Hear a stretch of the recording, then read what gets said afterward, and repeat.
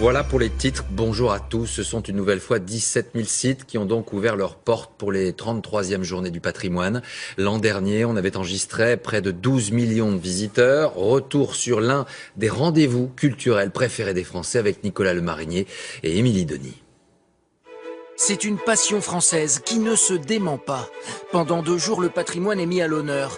17 000 sites à découvrir, des ouvertures exceptionnelles au public. Déambuler dans les couloirs de la Sorbonne, c'est un privilège réservé habituellement aux étudiants. Aujourd'hui, dans la vénérable université, les visiteurs lèvent les yeux au plafond. Je voulais retrouver ma jeunesse. J'ai étudié à la Sorbonne et j'étais jamais revenue depuis. Voilà. Ça doit être quelque chose d'être assis ici, je pense. On a envie de revenir sur les bancs de l'université, on voit ça. Non, ça ira, non, pas tout de suite. Celui-ci a plutôt la tête en bas. Que cherche-t-il sous les fauteuils de cet antique autobus?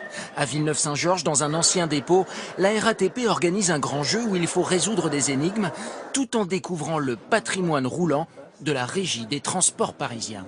Ah, c'est super intéressant. Et puis on voit des super beaux bus, c'est super bien. Le lieu est magique. Le lieu est magique. C'est vraiment super de découvrir les bus d'il y a 50 ou 60 ans, c'est génial. En Haute-Loire, ce petit train-là roule toujours. La voie ferrée a cessé de fonctionner en 1968. Pour les journées du patrimoine, les vieilles dames du Velay Express reprennent du service. Vu comme cela, le réservoir des Galets à Rennes ne ressemble pas à grand-chose, mais sous terre...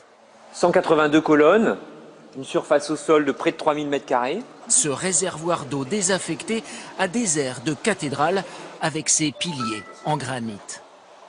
C'est assez extraordinaire quand même. On n'a pas l'impression quand on descend et vu du dessus qu'il peut y avoir ce type de construction en dessous. Comme tous les ans, les lieux du pouvoir sont également à l'honneur ce week-end. Du magnifique palais de justice à Strasbourg, au ministère de la Justice place Vendôme, où le garde des Sceaux Jean-Jacques Urvoas joue les guides. C'est vraiment mon bureau, c'est vraiment ici que je travaille. Donc c'est vraiment là qu'on fait des réunions.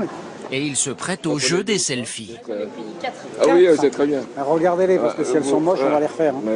Sécurité maximum devant l'Élysée cette fois. Une seule entrée à 600 mètres du palais. Contrôle des sacs. Ces journées du patrimoine 2016 sont aussi marquées par la menace des attentats.